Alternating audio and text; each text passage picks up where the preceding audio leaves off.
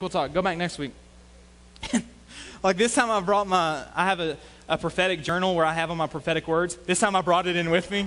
And I was like, I just want to serve you. I vacuumed. I just want to serve you here. Maybe this will help you. Like, here are the prophetic words that have been spoken over my life. Like, I'm going to be a leader of a generation. I'm going to preach to millions. And he's like looking at him. He's like, oh, let me see. He's like, oh my gosh, look at this. Like, you're going to preach to millions. He's like, oh, this is awesome. Like, you're going to lead a generation. He's like, man, this is great. Hey, can you go vacuum?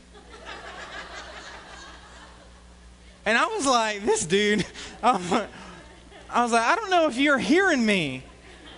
Like, I don't think you think I'm as awesome as I think I am. Like, there's a communication thing here. I was like, I'm here to serve you. But what I didn't realize is that he was showing me the way to the kingdom. That in vacuuming, I was learning to die. I was learning to come to a place where I said, it is so much bigger than preaching to millions. It is so much bigger than my personal prophecies. Those things are important, and you wage war by those things. And there are days when I just go through my journal and I just read and I just thank God. I thank God for those words. But there's a back door into the kingdom, and it's through servanthood. It's in getting as low as you can. And that's what he was teaching me. He was teaching me to die.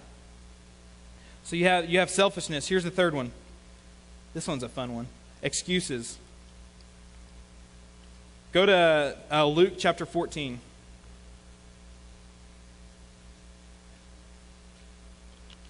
So you've got hindrances to serving. You have busyness. We're just so busy that we just work our way into not serving, which is an interesting concept. Then we have selfishness. We're so inwardly focused that we miss the calling that God's given us to serve others. And the third one is this: excuses.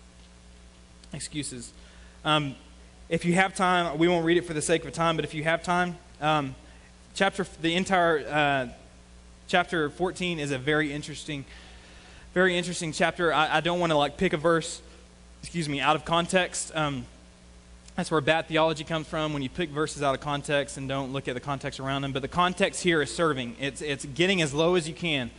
Jesus says, hey, when you go to a wedding feast, don't sit at the head table because someone more important may show up and you may have to move down. Anyone have that happen in life? Like, it's not fun. You show up and you're like, yeah, and then you're asked, you're like, actually, you're sitting in someone else's seat. I'm saying I'm not at an actual wedding. I'm saying in life. But the context here is serving. It's getting low. And so look at let's start at verse 15. Now when one of those who sat at the table with him being Jesus, heard these things, he said to him, blessed is he who shall eat bread in the kingdom of God. Then Jesus said to him, now he gives this parable.